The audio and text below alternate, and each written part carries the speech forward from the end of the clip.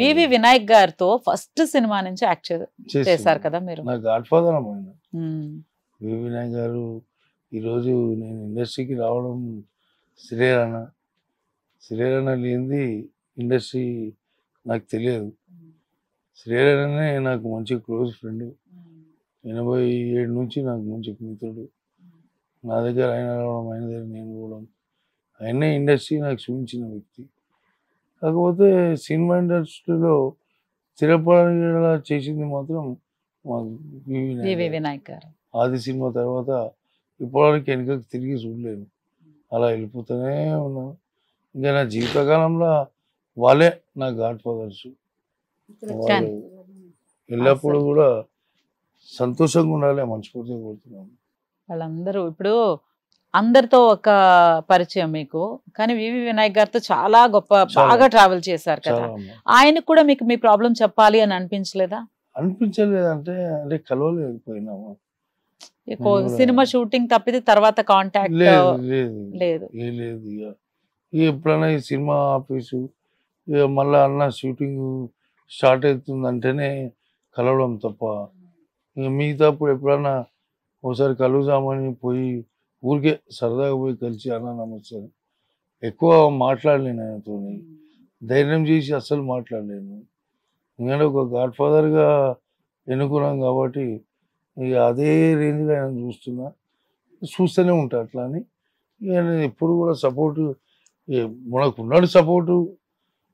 నేను ఎందుకు పోయి కలవాలి, నేను అంటూ ఆయనకు ఉన్నా, ఆయన నాకు ఉన్నాడు, ఆయన ఒక ధీమా. అట్లనే జరుగుతూ ఉంది. ప్రతి సినిమా ఆయనది స్టార్ట్ అయిందంటే ఏది ఉన్నా కానీ ఫిష్ వెంకట రాయి అంటాడు. పుల్లారావు గారితో కానీ రైటర్ గారితో కానీ ఏదైనా సన్నివేశం వచ్చిందా, అరే ఆడ ఫిష్ వెంకట పోయి రాయి అంటే అంత మైండ్ లో ఆయనకు ఉండిపోయింది. కానీ మీరు మిమ్మల్ని చూస్తే నాకు కుచేలుడు గుర్తొస్తున్నాడు. శ్రీకృష్ణుడు గొప్ప భగవంతుడు అని తెలుసు కదా, ఆయన కష్టాలు పడుతూ ఉన్నాడు కానీ కృష్ణుడి దగ్గరికి రావడానికి చాలా లేట్ చేశాడంట. అంటే అంత గొప్పాళ్ళు కదా, మనం వెళ్తే ఎలా రిసీవ్ చేసుకుంటారో అని మీరు అలా ఆగిపోయారు. కానీ వచ్చాక ఇప్పుడు బయటకు వచ్చారు కాబట్టి మీకు మళ్ళీ సెకండ్ ఇన్నింగ్స్ ఆరోగ్యంతో పాటు మీ వర్క్ కూడా చాలా గొప్పగా జరగబోతుంది. చాలా గొప్పగా. మీరు అసలు ముందు బయటికి రావడానికి రీజన్ అమ్మ చెప్పారు. నేను మా మరిది గారిని అడిగాను, గుప్తా గారిని అని. ఆయనతో మాట్లాడదాం వచ్చారు కదా, ఒక్కసారి వచ్చినాము. గుప్తాని మంచి మిత్రుడు, సోదరు లాంటి వాడమ్మ. ఈరోజు మన ఛానల్కు రావడం, ఇంకో ఛానల్తో మీటింగ్ పెట్టడం, దీనికంతా సహకరించిందంతా తమ్ముడు గుప్తానే. మేము ఎందుకులే గుప్తా అంటే, లేదు నువ్వు అసలు మొమాటం ఎక్కువ నీకు, నువ్వు ఖాళీ గమ్మున కూర్చో, నేను కూర్చుంటా, నువ్వేం చేస్తావురా బాబు, లే ఉందేమో చెప్పింది నాకు. అసలు నువ్వేం మాట్లాడదు. ఏమంటే నువ్వు పరిస్థితి ఇట్లా ఉండి నువ్వు మళ్ళీ ఏమి అంటావు అన్నీ నాతో అంటే, నేను గుప్తాకి చెప్పిన మీ దగ్గరికి రావడం, ఈరోజు మన గుప్తానే చేసిన దానికి మేమంతా ఇక్కడికి వచ్చాము. చూడండి, మీరు అంటే మీరు ధైర్యం చెప్పిన మీ మంచి పనులు ఆల్రెడీ చేసిన మంచి కర్మలన్నీ కలిపి ఇప్పుడు ఆయన నోట్లో నుంచి బయటకు వచ్చింది మాట, ఎలాగైనా ఇప్పటికైనా బయటికి రావాలి అని. మీరు తీసుకున్నది కూడా కరెక్ట్ నిర్ణయం అమ్మ. మన కుటుంబంలో మనుషులు కాబట్టి మనం ఎవరిని అడుగుతాం, మనం ఎక్కడ పని చేసామో వాళ్ళని అడగాలి. సహాయం చేస్తారనేది మనం అడిగితే కదా తెలుస్తుంది. మనం చెప్తే తెలుస్తుంది ప్రాబ్లం, మనం అడిగితే తెలుస్తుంది వాళ్ళు చేయగలరా లేదా అనేది. చేస్తాడు అమ్మ, ఎందుకంటే ఈవెంట్స్ చేస్తుంటాడు, ఆర్టిస్ట్ గా చేసిండు, ఎన్నో సినిమాలు నా ద్వారా కూడా సినిమాలు చేయడం జరిగింది. నేనంటే మంచి అభిమానం, ఒక సొంతం బ్రదర్ కంటే ఎక్కువ తోబుట్టు లేకుండా, తోబుట్టు కంటే ఎక్కువగా ప్రేమించడము, ఫ్యామిలీతో రావడము, మనం ఏం పోవడము, ఇవన్నీ కూడా బాగా జరుగుతూ ఉంటాయి. కాబట్టి అతను అంత కేర్ తీసుకున్నాడు. ఈ రోజు ఇక్కడ వరకు వచ్చిన తీసుకొచ్చారు. అమ్మా ముందుగా మీకు చాలా చాలా థ్యాంక్స్. పర్లేదమ్మా. చాలా చాలా లేకపోతే ఆయనకున్న ముఖమాటానికి ఆత్మాభిమానానికి మనిషి కదిలేవారు కాదు. పాపం ఆవిడ ఎంత ప్రయత్నించినా ఆవిడ ఒక్కరి వల్ల కాలేదు. నీ వల్లనే అట్లా అనకండి అన్న. అసలు మీకు ఎలా అనిపించింది ఆయన అలా మీరు చాలా 3 months బ్యాక్ నిమ్స్ లో ట్రీట్మెంట్ చేయించుకున్నాను డయాలసిస్. అప్పుడే నేను అన్న అట్లానే అంటాడు అంటే అప్పుడు ఒప్పుకోలేదు అసలు.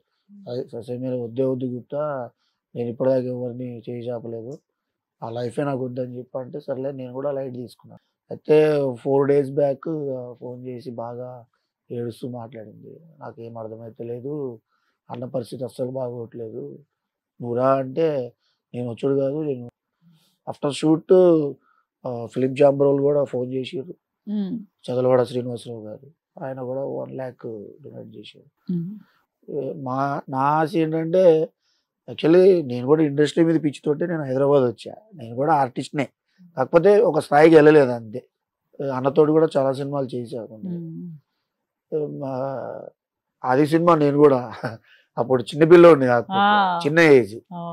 ఈ అందరూ హీరో డైలాగులకి ఫైట్లకి క్లాప్స్ విజిల్ చేస్తే నేను డైలాగ్స్ కి గోల గోల చేసేవాడిని. మాది సొంతూరు మచిలీపట్నం, గుడివేడు పక్కన మచిలీపట్నం. అక్కడ రామకృష్ణ థియేటర్లో అప్పుడు మూవీ వస్తే మీరు నమ్ముతారు లేదు కానీ ఒక 70 times వెళ్ళా. అది మూవీకి ఒక 70 times వెళ్ళా. ఆ సాంగ్స్కే కానివ్వండి, ఈయన డైలాగే కానివ్వండి, ఏదైనా కానీ మంచి మూవీ అని చెప్పి ఒక 70 times వెళ్ళా. ఖాళీ దొరికితే ఆ మూవీకి వెళ్ళిపోయాను.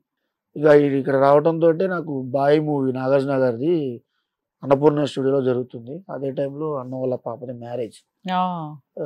అంటే ఫుల్ టైం షూటింగ్స్ చేస్తే నాకు ఆఫ్టర్ మ్యారేజ్ తర్వాత ఆ అమౌంట్ అడ్జస్ట్ అవుతలేదు. అట్లా అని చెప్పి 2010లో నేను ఈవెంట్ది స్టార్ట్ చేసిన వెడ్డింగ్ ప్లానర్గా. అన్న వాళ్ళ పాపది కూడా నేనే చేశాను. నాకు కూడా అప్పుడు నా గురించి ఏమి ఎంక్వైరీ చేయకుండా అడ్వాన్స్ కూడా అమ్మటనే అదే అన్నపూర్ణ స్టూడియోలో పిలిపించి ఈ పెట్టుకో, పెళ్ళిది ముందు దగ్గర పడుతుందనగా ఇంకా మీకు రిమెంబర్ నేను క్లియర్ చేస్తాను 5,000 ఎక్కువ ఇచ్చిండు టోటల్ కాంట్రాక్ట్ మీద. అప్పుడు ఎవరు ఇయ్యరు అట్లా,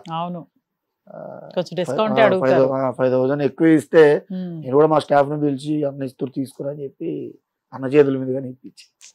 ఏంటంటే ఈయన చాలా మందికి సహాయం చేసాను. ఇవాళ ఎవరు ఆయన గుమ్మం దొక్కుతలేరు. నా కళ్ళతో నేను చూసా. 4 రోజులు తిరుగుతుండో నా బ్లడ్ రిలేషన్ కాదు మేడం, అయినా కూడా నేను అంతకంటే ఎక్కువగా లవ్ చేస్తా ఈయనని.